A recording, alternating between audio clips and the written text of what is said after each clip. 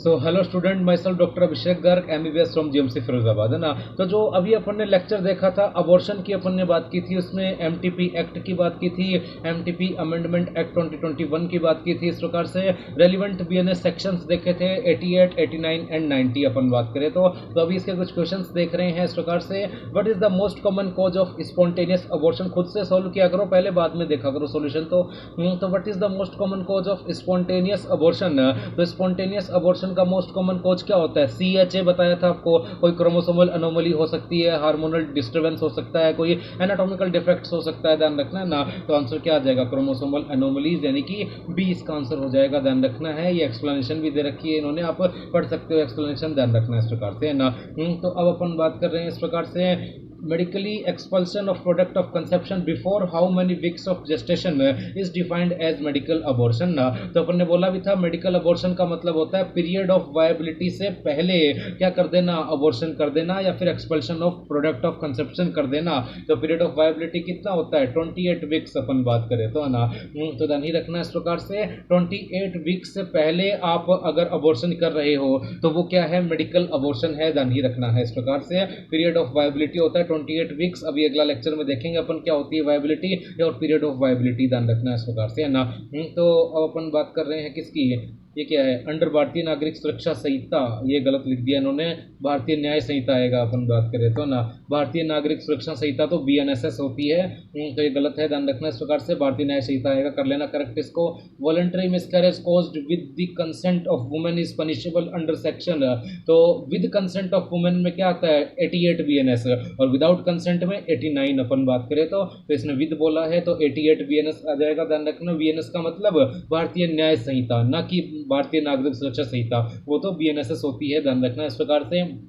तो section 88 BNS कहता है विद कंसेंट ऑफ वुमेन, अपन बात करें तो ना। Voluntary miscarriage with consent of women, और voluntary miscarriage without consent of women 89 BNS अपन बात करें तो, ध्यान रखना इस प्रकार से, है ना। तो विदाउट कंसेंट ऑफ वुमेन में 89 BNS हो जाएगा, ध्यान ही रखना है इस प्रकार से। IPC 313 बिल्कुल, है ना, ध्यान ही रखना इस प्रकार से।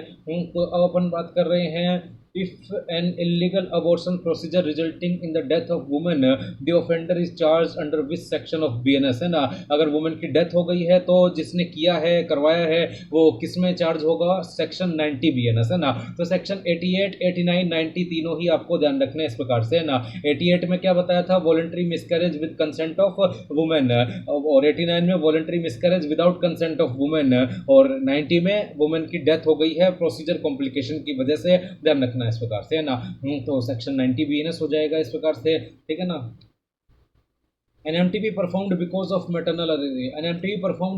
maternal exposure to torch infection falls under which indication, अपन बात करें तो ना। तो टॉर्च इन्फेक्शन हो गया, कोई टेरेटोजेनिक कंडीशन हो सकती है बच्चे में, कोई फिजिकल या मेंटल डिफेक्ट्स हो सकता है, तो MTP अलाउड होती है बिकॉज ऑफ यूजेनिक इंडिकेशंस, अपन बात करें तो ना। तो टॉर्च इन्फेक्शन है या और कोई इन्फेक्शन हो गया जिसकी वजह से बच्चे में कोई फिजिकल या मेंटल डिफेक्ट्स आ सकता है, तो वो अपन बात करें क्या कहेंगे उसे? यूजेनिक इंडिकेशंस फॉर MTP कहेंगे, ध्यान रखना है इस प्रकार से। MTP अलाउड होती है इन सब चीजों में, ध्यान ही रखना है इस प्रकार से, ना। तो अपन बात कर रहे हैं MTP requested due to failure of contraception social, अपन बात करें तो फेलियर ऑफ कंट्रासेप्शन में क्या आ जाएगा? सोशल आ जाएगा, ध्यान रखना, नीचे से आएगा वो, काफी टाइम लगाएगा, ध्यान रखना इस प्रकार से, ना। तो मेन बात अपन ने क्या बात की इस प्रकार से? Contraceptive failure leading to pregnancy causes mental agony which comes under social indications, अपन बात करें तो, ना। तो कंट्रासेप्टिव फेलियर हो गया जिसकी वजह से प्रेगनेंसी हुई, आया ही नहीं क्या आंसर अभी तक? तो चलो ध्यान रखना, बाकी सोशल इंडिकेशंस आएगा, इसका आंसर आपको पता ही है, ध्यान रखना है इस प्रकार से, ना। तो अब अपन बात कर रहे हैं termination of pregnancy resulting from sexual assault या रेप, क्या आएगा इसमें? ह्यूमैनिटेरियन आ जाएगा। रेप की वजह से प्रेगनेंसी हुई, उसको खत्म करना है, कौन सा इंडिकेशन है वो? ह्यूमैनिटेरियन इंडिकेशन है, अपन बात करें तो, ध्यान रखना इस प्रकार से, ना। और कौन सा रह गया? आपको बता ही दिया, सोशल, यूजेनिक, ह्यूमैनिटेरियन, और थेरेप्यूटिक रह गया। थेरेप्यूटिक में मदर की जान को खतरा है, उसको बचाना है, तो वो थेरेप्यूटिक हो जाएगा इस प्रकार से, ना। तो अब अगले क्वेश्चन अपन अगली पीपीटी में देखते हैं। ठीक है ना। तो मैंने बात अपन ने क्या बात की, under the MTP amendment act 2021 how many registered medical practitioner opinion required for termination up to 20 weeks. तो 0 से 20 वीक्स में एक डॉक्टर रिक्वायर्ड है ना, और 20 से 24 में दो चाहिए ना। तो वन रजिस्टर्ड मेडिकल प्रैक्टिशनर चाहिएगा, इसके लिए ध्यान रखना है इस प्रकार से। तो one registered medical practitioner according to the MTP 2021 guidelines अपन बात करें तो ना 20 वीक्स के जेस्टेशन के लिए ना, और 24 के लिए दो चाहिए, ध्यान रखना है इस प्रकार से। तो 20 से 24 के लिए कितने चाहिए, दो रजिस्टर्ड मेडिकल प्रैक्टिशनर्स चाहिए ना। तो 20 to 24 weeks under MTP act अपन बात करें तो अगर मैंने जल्दी कर दिया तो आप पॉज कर लिया करो, ध्यान रखना है इस प्रकार से। ठीक है ना। तो ध्यान रखना है दो रजिस्टर्ड मेडिकल प्रैक्टिशनर रिक्वायरमेंट होंगे इसमें, ध्यान रखना है इस प्रकार से, है ना। तो termination of pregnancy beyond 24 weeks of gestation requires the approval of. तो 24 वीक्स के बाद में किसकी अप्रूवल चाहिएगी, पूरे के पूरे मेडिकल बोर्ड की अप्रूवल चाहिएगी, स्टेट मेडिकल बोर्ड अपन बात करें तो ना। तो इसका आंसर हो जाएगा क्या, सी। अपन बात का ध्यान रखना है ना। तो पूरे के पूरे स्टेट मेडिकल बोर्ड की इसमें परमिशन चाहिए, ध्यान रखना है ना। 0 से 20 वीक में एक डॉक्टर की ना, 20 से 24 में दो की, और 24 से फुल टर्म के बीच में पूरे के पूरे स्टेट मेडिकल बोर्ड की परमिशन चाहिए, ध्यान ही रखना है इस प्रकार से। तो अपन बात कर रहे हैं what is the minimum age for a pregnant female to give valid independent consent. ये बात कंसेंट इन मेडिकल प्रैक्टिस वाले चैप्टर में पढ़ाई थी। कितनी होती है एमटीपी के लिए मिनिमम एज क्राइटेरिया, 18 साल। अपन बात करें तो 16 मत बोल देना, 18 साल होती है, ध्यान ही रखना इस प्रकार से ना। तो 18 साल होती है मिनिमम, ठीक है। फिर whose consent is legally mandatory for performing MTP in a married adult women of sound mind. क्या कह रहा है ये, कंसेंट किसकी चाहिए एमटीपी में, married adult women sound mind. तो खुद की चाहिएगी वुमेन की, एक मैरिड वुमेन है, साउंड माइंड है जिसका, तो ध्यान रखना इस प्रकार से। मैंडेटरी कंसेंट एमटीपी के लिए खुद की चाहिएगी भाई, प्रेग्नेंट वुमेन हर सेल्फ अपन बात की खुद की कंसेंट चाहिएगी, है ना। हस्बैंड कंसेंट तो देखो चाहिए ही नहीं होती एमटीपी में, तो पहला ऑप्शन तो खत्म हो गया। लोकल मजिस्ट्रेट की कभी नहीं चाहिए ना। हाँ, पेरेंट्स इन लॉ की तब चाहिए होती है जब आपकी वुमेन या तो माइनर है या फिर उसका साउंड माइंड नहीं है ना, इन मेंटली इल है अपन बात करें तो ना। साउंड माइंड है, स्वस्थ मन है, तो वुमेन की खुद की कंसेंट लेंगे अपन। तो प्रेग्नेंट वुमेन हर सेल्फ हो जाएगा, इसका आंसर ध्यान ही रखना इस प्रकार से, है ना।